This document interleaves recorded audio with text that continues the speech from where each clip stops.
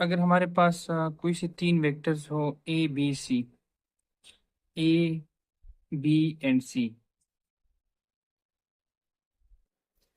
A B and C, scalar triple product किसे कहते हैं कि अगर A dot B cross C आ जाए, या फिर इस तरह भी हम लिख सकते हैं कि ए क्रॉस बी डॉट सी। ये मैं आपको बाद में समझाऊंगा आगे जाके एग्जांपल्स में कि अगर डॉट पहले आ जाए क्रॉस बाद में आ जाए, या क्रॉस बाद में आ जाए डॉट पहले आ जाए, तो कोई फर्क पड़ेगा कि नहीं पड़ेगा। या फिर अगर हम वेक्टर्स को चेंज कर ले A dot cross C dot B, तो तब कोई फर्क पड़ेगा कि नहीं पड़ेगा। लेकिन स्केलर ट्रिपल प्रोडक्ट किसे कहते हैं कि अगर तीन वेक्टर्स हो हमारे पास, तो उसको हम एक एक के दरमियान डॉट लिख लें और एक के दरमियान क्रॉस लिख लें, तो उसको हम स्केलर ट्रिपल प्रोडक्ट कहते हैं। और एक और चीज़ की जो सबसे इंपॉर्टेंट है कि जब आप स्केलर ट्रिपल प्रोडक्ट को सॉल्व करोगे, तो आपके पास स्पेसिफिक कोई नंबर आएगा, मतलब वेक्टर नहीं होगा, स्केलर नंबर होगा आपके पास, कोई 15 16 रियल नंबर आपके पास आएगा, वेक्टर्स नहीं होगा। और इसका फॉर्म किस तरह से लिखेंगे, ए डॉट बी क्रॉस सी का फॉर्म किस तरह से लिखेंगे। अगर हमारे पास एक A is equal to A1I plus B1J plus C1K, और B is equal to, sorry, A हमारे पास है A1I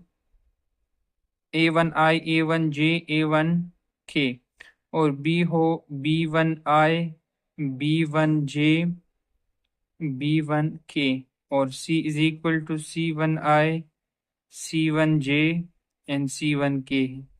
so A dot B cross C, A dot B cross C का मतलब है कि सबसे पहले ए है, सो ए वन A2 A3,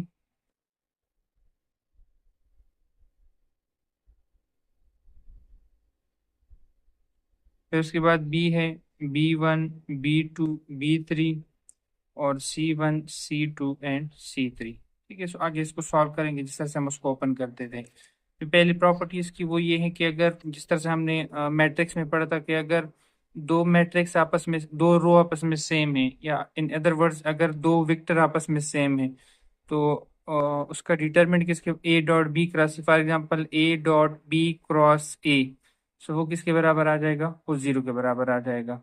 या फिर आप इस तरह भी, A dot A cross B, तो दो सेम है तो आपके पास जीरो है, क्योंकि हमने पढ़ा था कि जो दो रो या दो कॉलम अगर सेम आएंगे तो फिर उसका डिटरमिनेंट जीरो के बराबर आएगा। और या फिर हम इस तरह भी कह सकते हैं कि अगर दो रो आपस में पैरेलल हो, मतलब if two row are same are parallel, उसका डिटरमिनेंट जीरो के बराबर आ जाएगा। और अगर हम विक्टर्स को चेंज करेंगे, for example A dot B cross C है, अगर मैं इसको चेंज करूंगा तो minus A dot C cross B, मतलब इन दो को मैंने चेंज कर दिया, माइनस आएगा। दोबारा चेंज करोगे तो, इसको दोबारा अगर मैं चेंज करूंगा तो दोबारा माइनस, एक ये माइनस है और एक और माइनस आ जाएगा, C dot A cross B. मतलब जब भी आप वेक्टर्स को आपस में चेंज करेंगे तो आपके पास एक माइनस आएगा, कि वो आगे हम एग्जांपल करेंगे तो उसमें आपको हम उसको शो करवा देंगे। ठीक है, और अगर हम डॉट और क्रॉस को आपस में चेंज करेंगे तो उससे कोई फर्क नहीं पड़ेगा, उसकी भी मैं एग्जांपल आपको देता हूँ। इस तरह से अगर हमारे पास एक एग्जांपल है कि A is equal to I, B is equal to J and C is equal to K है, सो आई डॉट जे क्रॉस के, ये फाइंड आउट कर ले, आई डॉट जे क्रॉस के।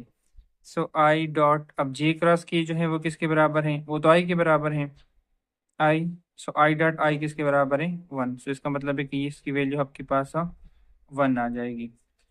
कि अब दूसरी प्रॉपर्टी जो हम यहाँ अभी हमने पढ़ी थी कि अगर हमारे पास ए डॉट बी क्रॉस सी है या ए क्रॉस बी डॉट सी है, तो कोई फर्क नहीं पड़ेगा। ठीक है, फॉर एग्जाम्पल हमारे पास एक क्वेश्चन है, A is equal to 2I minus 3J plus K, और साथ में b is equal to -3I 2J plus 3K, और c is equal to -I plus J minus K. So a dot B cross c में find out कर रहा हूँ। इस equal to a की वैल्यू है 2 - 3 1, और साथ में -3 2 3, और -1 1 एंड -1 सेम। अगर मैं A cross B dot C find out करूंगा तो पहले की वैल्यू है 2 -3 1 -3 2 3 -1 1 एंड -1। दोनों सेम है, अगर इसको ओपन करेंगे या इसको ओपन करेंगे दोनों की वैल्यू सेम आएगी आपके पास। सो डॉट और क्रॉस को चेंज करने से इक्वेशन पे कोई फर्क नहीं पड़ेगा, अलबत्ता विक्टर्स के चेंज होने पे क्वेश्चन पे फर्क पड़ेगा। ओके, एग्जांपल है हमारे पास के A B C is 3 vectors और जो बी है वो पैरेलल है सी के। So A dot B cross C find out करो। सो हम कहते हैं कि let A is equal to A1 A2 A3, B is equal to B1 B2 B3 and C is equal to C1 C2 and C3। यहाँ पे given है B is parallel to C. अब हमने definition पढ़ी थी कि अगर दो लाइंस पैरेलल हैं तो या दो वेक्टर्स पैरेलल हैं तो हम लिखेंगे कि B is equal to lambda into C. तो पहला जो वेक्टर होगा वो दूसरे वेक्टर के मल्टीपल्स के फॉर्म में होगा। सही है। अब अगर B is equal to sorry B की वैल्यू है B1 B2 B3 और साथ में लेमडा, सी की वैल्यू है C1 लेमडा C2, तब लेमडा मल्टीप्लाई कर दिया लेमडा C3, ये आपके पास आ गया। ठीक है। अब अगर हम कंपेयर करेंगे तो B1 लेमडा C1 के बराबर हैं, B2 लेमडा C2 के बराबर हैं एंड B3 लेमडा C3 के बराबर है। ठीक है। अब हमने A dot B cross C find out करना है। A dot B cross C, A dot B cross C is equal to A की वैल्यू है A1 A2 A3 B1 B2 B3 C1 C2 and C3। अब B1 B2 B3 की जगह पे ये वाली वैल्यू पुट करो तो आपके पास आ जाएगा, यहाँ पे लिख लेते हैं A1 A2 A3 lambda C1 lambda C2 and lambda C3 C1 C2 and C3। सो यहाँ से हम लेमडा कॉमन कर सकते हैं रो 3 से। A1 A2 A3 C1 C2 C3 and C1 C2 and C3। अब हमने क्या डिफिनीशन पढ़ी थी? हमने डिफिनीशन पढ़ी थी मैट्रिक्स में कि अगर दो रो सेम आएंगे तो उसका डिटरमिनेंट 0 के बराबर आएगा। सो लेमडा इंटू 0, तो इसका मतलब है A dot B cross C is equal to 0। So ये हमारे पास एक अब एमसीक्यूज भी आ गया कि अगर दो वेक्टर पैरेलल हो, अगर if two vector is parallel, if two vector is parallel then their scalar product is 0। आगे हमारे पास डिफिनीशंस हैं volume of parallel and volume of tetrahedron. Parallel pied, अगर हम क्यूब फॉर एग्जांपल, ये हमारे पास एक क्यूब है,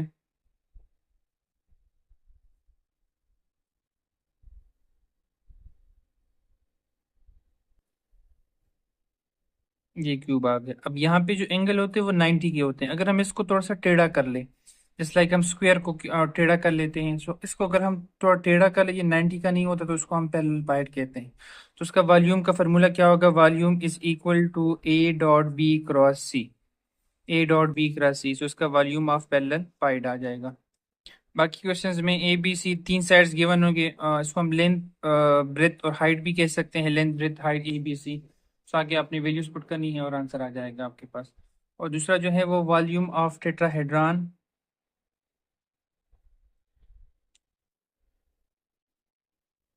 टेट्राहेड्रॉन या टेट्राहेड्रॉन, वो हमारे पास इस तरह की कोई फिगर है कि